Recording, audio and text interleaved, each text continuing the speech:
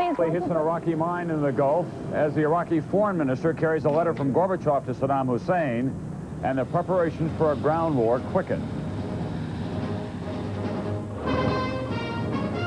This is NBC Nightly News with Tom Brokaw. Tonight, America at war. Reporting from Saudi Arabia, Tom Brokaw with Jane Pauley in New York. Good evening from Saudi Arabia, where troops at the front, in the sky, and at the sea tonight continue to prepare for a ground war, especially since there was no dramatic breakthrough today when the Iraqi Foreign Minister Tariq Aziz met in Moscow with Soviet President Gorbachev. NBC's John Cochran. Gorbachev did send Tariq Aziz home to Saddam Hussein with a sealed envelope. How's that going over at the White House tonight?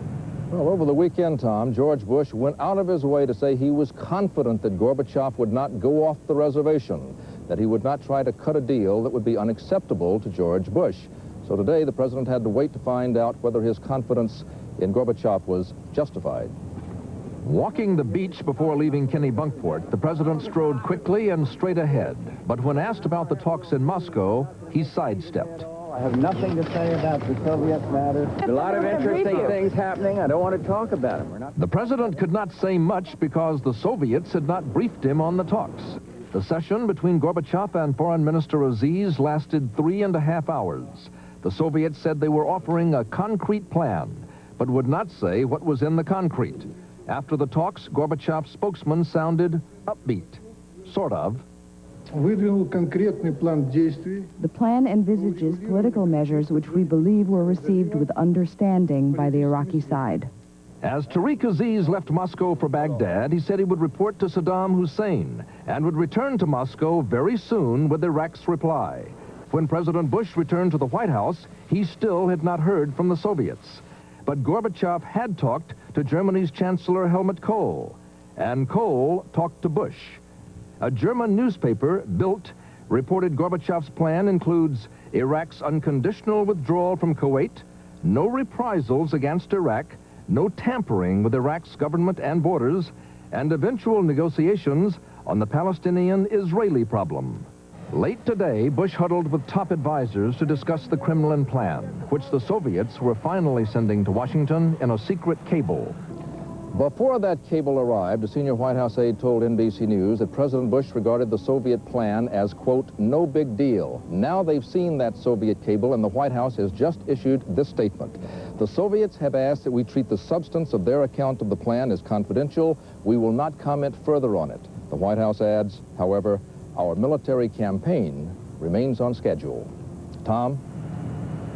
Thank you, John Cochran at the White House. NBC's Brad Willis is here with me in Saudi Arabia. And today, Brad, while the heavy air campaign continued up north, a couple of American warships did run into some trouble in the Persian Gulf. What's the latest on that? Well, Tom, the missile cruiser USS Princeton and the helicopter carrier USS 888 were conducting a mine-sweeping operation off the coast of Kuwait. They strayed into an Iraqi landmine. They failed to detect the danger before it was too late. The first mine rocked the USS Tripoli shortly before dawn. 4 crewmen were slightly injured. This man overcome by smoke. If you have any casualties down there, make sure you bring them up here. The crew scrambled to contain the damage. Give me 5 guys, let's go. Water flooded a main engine room into an ammunition hold and swamped a chemical and paint storage area, some of it oozing into the Gulf. Divers hit the water, finding a huge hole torn in the hull. Contact seems to be a 16 by 20-foot hole, 30 foot below the surface. The impact of the explosion jarred the entire ship and all 600 men aboard. I thought a missile hit us, and scary. I thought this was it, that we were going down. It was like a nightmare almost. For several hours, the Tripoli sat dead in the water. Officers called for calm. Our self-defense systems are in place, but we are no threat. We don't need to have someone overreact. Other minesweepers and battleships converged on the area. Several more mines were spotted and then marked for later disposal. The Tripoli's mission is to spot and sweep for mines with the help of its own helicopter fleet. But this morning brought proof of just how dangerous Gulf waters are even for ships designed to make them safe. Now, the Tripoli was able to restore its power. No word yet on whether it will be able to continue its mission. The Princeton suffered more serious damage. It will have to be towed to safety for repairs. Tom? Thank you, Brad Willis. Of course, the big question remains ground war. When and if. And with every passing hour, it is much more when than if. NBC's Fred Francis is at the Pentagon tonight. And Fred, you've learned that this could very well go beyond the UN mandate of just getting Iraq out of Kuwait. That's right, Tom. Military and political leaders say tonight the United States just cannot permit Saddam to withdraw at the 11th hour, because that could mean that American forces might have to stay in Saudi Arabia indefinitely. One senior official said this is not a drill, that the thousands of tanks and hundreds of thousands of soldiers now hard by the border with Iraq and Kuwait are only awaiting orders to invade. And while they wait, they maneuver across the 200-mile front. We continue to keep moving them laterally and north and south along the border, not only for training purposes, but also so that we can confuse the intelligence gathering capabilities of the enemy. A number of military and civilian experts insist that the Allied force cannot be poised in that pre-attack mode very long. Politicians have to realize that you cannot keep soldiers at a fever pitch of readiness indefinitely in the expectation of some peaceful solution. There has to be a clear political decision, and soon. From a hard military point of view, the tanks are more important than the troops. Put simply, tanks out in the field break down quickly without constant maintenance. In field exercises in peacetime, it's not unusual after 1 week of moving around to have, 20, 30, or 40% of your vehicles not fully operational. So they don't want to leave them out there too long because they will, in effect, melt away. The late winter sandstorms called shamals can last 5 days. The shamals are a few weeks off, but this was a sample for the men of the 101st Airborne. Several hours of the powdery fine grit that will clog any piece of machinery. And these desert conditions tear down men and machines even more quickly in combat. So when you go into battle, you want to get it over as quickly as possible, because if the enemy doesn't destroy you, just wear and tear on the field will do it for you. And Tom, getting it over very quickly, completely destroying Saddam's ability to wage war, is at the core of the U.S. plan. And the Arab allies want that even more than the president. Tom? Thank you, Fred Francis at the Pentagon. When Nightly News continues in a moment, Marine flyers ready for a ground war. Ask me what counts most after 40 years in the car business, and I don't have to think twice. 1, the minivans. We invented them. 2, driver's airbags in every car we build in this country. What do we do for an encore? Put them together. Minivans with a driver's side airbag. Nobody else is doing it. You still have to use your seatbelt with a minivan airbag, but it will save lives. A lot of lives. These days, there are more pain relievers than ever. But last year, more people switched to Tylenol gel caps than any other. Extra strength Tylenol gel caps. Concentrated, powerful, easy to swallow. Join the switch to Tylenol gel caps. If one antacid was recommended most by doctors, if it was recommended most by pharmacists, and if it was trusted by hospitals as well, it could only be Mylanta, the antacid doctors recommend most. If the ground war comes, as it now seems more and more likely than it will, there will be a massive job of coordinating all of those troops and tanks and planes and artillery. Today, I went to a Marine fighter plane base where the Marine pilots are preparing for CAS, close air support for the Marines on the ground. Marine pilots and their ground crews were running a heavy schedule of sorties today, encouraged by clear skies over the Gulf. Every plane going out heavily loaded with ordnance, cluster bombs that rain armor-piercing shells, bombs that explode burning fuel over a target, sucking the oxygen out of the air, smart bombs guided by a laser. Sergeant Doug Bowman hoped all of this would be enough to get the Iraqis to withdraw. Ground war, I want it to end with an air war, because if an air war ends it, then we did our job. I don't want to see the ground troops go in because of what will happen. But Iraqi forces in Kuwait were up to old tricks again today, trying to hang on. Lieutenant Colonel Steve King, codenamed SkyMo, just back from a run over Kuwait. There have been some well fires probably for about the last 10 days to 2 weeks, but it just seems like they've set some additional ones that have really caused some difficulty as far as acquiring targets due to the smoke. Returning pilots think they've caused a lot of damage in the last month, but exactly how much, they can't be sure. We have, of course, been able to pound him on equipment and people that we can actually pick out. We'll find out really what's left once the ground war does, in fact, start. What's your best guess on what he's got left in terms of armor? Less than what he had when he started. I'm avoiding the question. I don't think I can put a figure on it. Yeah. But you've done a lot of damage to it, you think? I think we've done fair damage. Marines are proud of their common bond. Officers and enlisted men side by side, cleaning up the tarmac. And that spirit will take on a new meaning if there is a ground war. These pilots are thinking a lot about fellow Marines on the front lines. If they do have to go across, it's going to be a completely different game. It looks evil up there. It looks like a battlefield. Probably should look. Very dark and foreboding.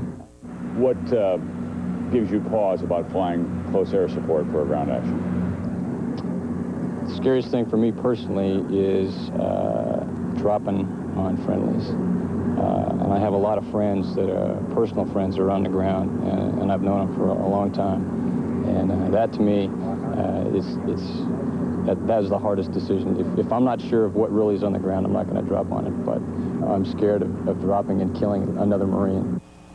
For now, there are mostly fixed targets for these flyers, but before too long, they fully expect to be part of a fast-moving ground war. And they are not underestimating the chaos or the danger. In New York, Jane Pauley joins me now with other news about the war. Jane? Well, Tom, American forces on the ground are as ready as they can be. Tonight, NBC's Roger O'Neill takes us to Fort Irwin, California, where they don't just teach soldiers how to fight, but how to survive. It was a simple battle plan. Find the enemy and kill him before he kills you. Red 5, Red 6. Let's move out. Go up to the top of this hill and see if we can get the rest of that platoon. But Sergeant Virgil Showers got killed first. Carelessness.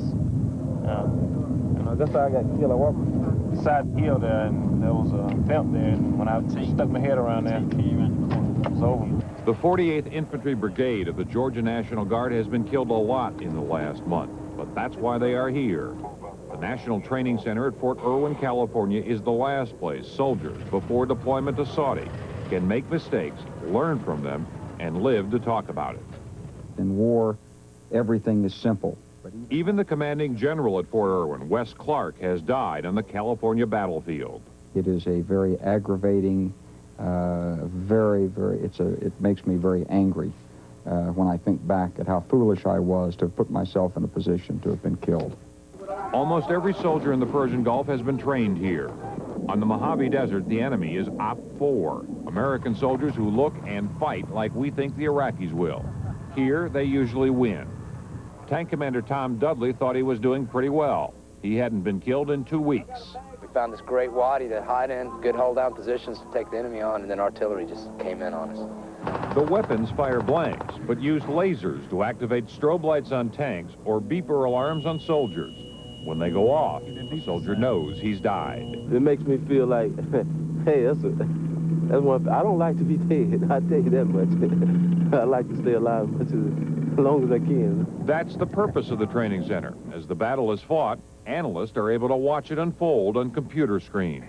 What he may be doing is shooting at a vehicle that's not instrumented, or that the system What happened there? See, this guy just died. It's war games here. Hey, Mom! Can't go for 6 months. Be home soon. Preparing for the real thing over there. Roger O'Neill, NBC News, Fort Irwin, California. When Nightly News continues in a moment, the American family, the battle over family leave.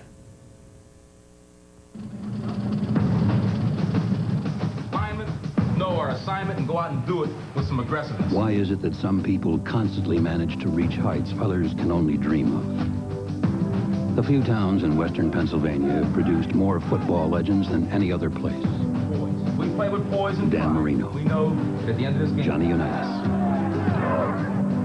George Blanda. What is it about these towns that gives birth to such greatness? Fierce pride, tradition, an obsession with excellence, the very things that drive us at Ford. When leadership is in your blood, you push yourself to greater and greater heights. Our 1991 four-door Explorer and Escort have recorded the highest customer satisfaction ratings in our history. And starting right now, you'll be seeing more new models and exciting innovation from Ford and Lincoln Mercury than you've seen in years. America fell in love with Ford in the 80s, and we're going to be even tougher to beat in the 90s. Ford Motor Company. Ziploc presents Fingerman. Hi, I'm here to demonstrate an amazing achievement. Introducing the new Gripper Zipper from Ziploc. Now the easiest closing bag there is. In fact, I can even close it with my hands tied behind my back. Yes, the zipper is grabbing hold. It's locking. Feel it close the first time, every time. Ziploc bags with the new Gripper Zipper. The easiest closing bag there is. Very good, Fingerman. You gonna tie me now? Hey, where are you going? Rough, tight, dry skin? That stops with Curel. When you apply Curel regularly, you'll feel its fast-absorbing rehydration formula take over. First, it seals in the healing moisturizers. Then the soothing Curel therapy rehydrates your dry skin. First it seals, then it heals. There's a clear line between other moisturizing formulas and Curel's rehydration formula. Curel for dry skin. First it seals, then it heals. Tonight on The American Family, which comes first, the job or the family? Many employees say they shouldn't have to choose when there's a crisis at home, and the Congress agrees. But as NBC's Andrea Mitchell reports, battle lines are drawn because the president doesn't. She needs some practice on the leash this summer. Kim Bozeman-Ash tried to balance the demands of holding a job and being a single parent. I offered to come in early, stay late, work weekends, whatever it took to get the job done. And I did get the job done. No one ever complained about my work performance. She was fired from her factory job anyway, after taking time off to take care of her son Jeffrey, who was chronically ill with severe respiratory problems. I left him ill several times and felt guilty, but there were times where I absolutely had to be with him. I should not have had to make a decision between my child and my job, and my job should have been waiting there for me when I returned. Her dilemma is not unusual. Only 15% of American companies provide unpaid leave for workers who need to care for sick children, elderly parents, or take time with a newly adopted child. Congress passed legislation last year requiring businesses with more than 50 workers to provide up to 12 weeks of unpaid leave a year. But after intensive lobbying by business groups, George Bush vetoed it. If this bill becomes law, it will impose increased operating costs on American businesses. It will reduce productivity. It will make planning and employee relations much more unpredictable. But a few businesses, such as Control Data, have liberal family leave policies and say they improve productivity. It is simply good business for people to recognize that employees can't leave the things that concern them outside the workplace, at the door, when they come into the office or when they come into the plant. Those issues come in with them. As a result, computer programmer Wendy Oka was able to take time off from her job when she and her husband adopted their son, Andrew. I just feel strongly that you need that time to bond with your child, and that all people should be able to have that choice and not have to choose between work and their family life. Congress will try again this spring to extend family leave to all workers. Already, Democrats are putting the administration's new labor secretary, Lynn Martin, on the spot over the policy. Given the fact that now 1 out of every 4 children are being raised in a single-parent home, and those are people who are in the workforce because they have to be. It's not a question of wanting to buy another Volvo. And when someone gets sick or they're faced with a crisis, whether or not they can have an unpaid leave period to deal with that crisis. Were I in the House, I might vote for family leave. She did vote for it as a member of Congress, but now in the cabinet, she is backing off and refused to be interviewed on the subject. Family leave is shaping up as a bruising political battle between Congress and the White House. Democrats see it as one of their best issues against George Bush. But only last week, the White House promised conservatives once again that the president will not compromise. Andrea Mitchell, NBC News at the Capitol. When we continue, merchants hoping for something to celebrate this shopper's holiday. Today, there's a diet pill that can help you lose weight without caffeine to make you nervous. All my life I've been struggling with my weight. With Dexatrim, I finally lost weight and without being hungry. No matter what else you've tried, Dexatrim can help you lose weight. Just one works all day, morning through bedtime, to control your appetite and help you lose weight. Dexatrim did it for me. I lost weight and feel great. Today's caffeine-free Dexatrim. Nothing works harder to help you lose weight. Nothing. Ask me what counts most after 40 years in the car business, and I don't have to think twice. 1, the minivans. We invented them. 2, driver's airbags in every car we build in this country. What do we do for an encore? Put them together. Minivans with a driver's side airbag. Nobody else is doing it. You still have to use your seatbelt with a minivan airbag, but it will save lives. A lot of lives. Grandma cleaned her dentures with toothpaste. Mom soaked hers with tablets. But I use the denture cleanser of the 90s.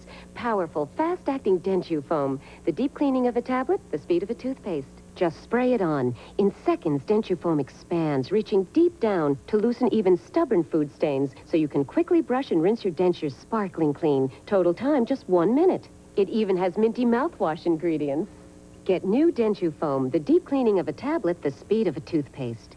What would it take to get you to change from Advil or Tylenol? How about new Bear Plus? Bear Plus has Bear Aspirin for powerful pain relief. And Stomach Guard to help prevent stomach upset. So bang pain back with the new Bear Plus. Tough on pain, gentle on your stomach.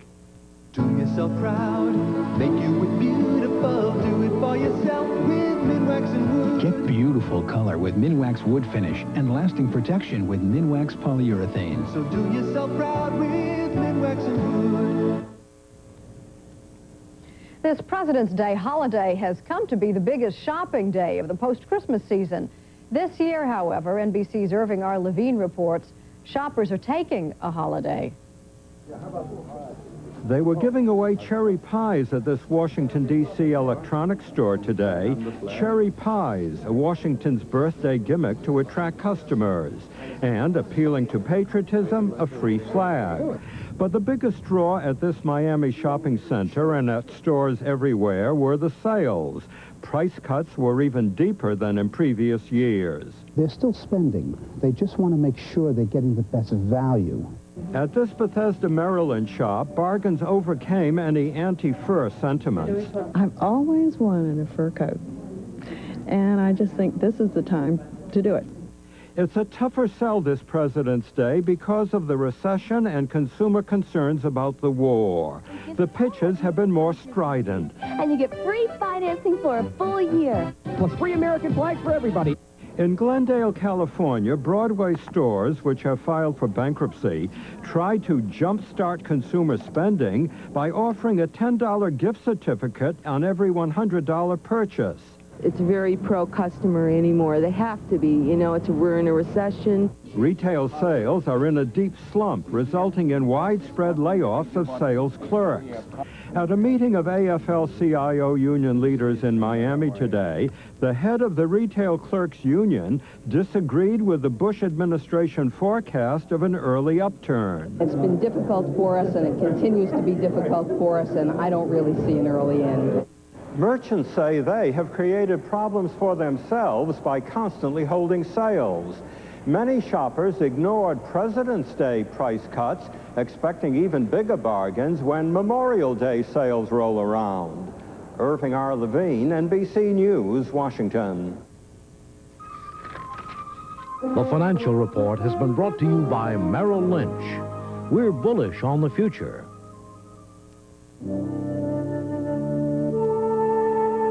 Those who think only short-term may take a bearish view of the times ahead. But those with a long-term perspective will see the future as a whole different animal. At Merrill Lynch, our insight and understanding can lead you to the opportunities that lie ahead. Merrill Lynch, we're bullish on the future. All right, how many this time? 8 cavities. 14 cavities? I didn't think I had that many teeth. You're gonna have to drill? My parents will be very upset. Parents today hope their kids won't have to go through what they went through. Luckily, today's kids use the toothpaste more dentists recommend, Crest. The first toothpaste clinically shown to give you protection down to the root of the tooth. Another great checkup. Yes. Woo, woo, woo. Later, dude. Crest, the dentist's choice, is the easy choice. It's been fun.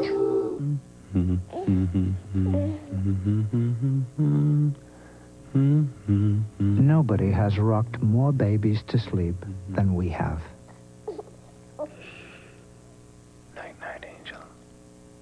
The reason 2 Oldsmobiles made the 1991 Consumers Digest Best Buys list is based on the same philosophy Oldsmobiles are built by. Exceptional value. This is the new generation of Olds.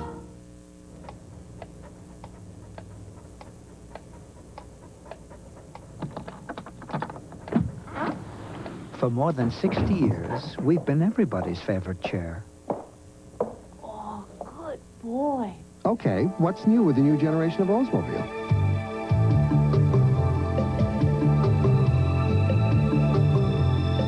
Still wondering? This is the new generation of Olds. The polls continue to show overwhelming public support for President Bush's plans and policies in this war. NBC's Jim Cummins tonight is at an American shrine. What could be more American than Mount Rushmore on President's Day? Perhaps the mood of the people who drove up here through a foot of snow. It will get you, but not Mount Rushmore with this, I don't think. When the Gulf War began, many experts predicted that if the war lasted longer than a month, President Bush would lose some public support. But so far, that hasn't happened. In fact, Barbara Kreider says her support of the war effort is stronger than ever now. I do believe that people will continue to support President Bush. You know, if we don't stop them there, we'll have to stop them in our backyards, and we don't want that in America. The Kreiders are from Denver. They are keenly interested in history. I believe that this may be a long war, longer than a month or two, but I don't believe it's going to be drawn out like Vietnam. Ken Kreider wants to raise the ante and get Saddam Hussein. The thing that scares me is that we'll win the war, and through political maneuvering, he'll be left in power. And that will be, I think that'll be a tremendous atrocity to all the men that did lose their lives, because the leader is still there. Park Ranger Ann Schnelder has 3 brothers in the war zone, 2 of them on the front lines. She is convinced they are fighting for a just cause.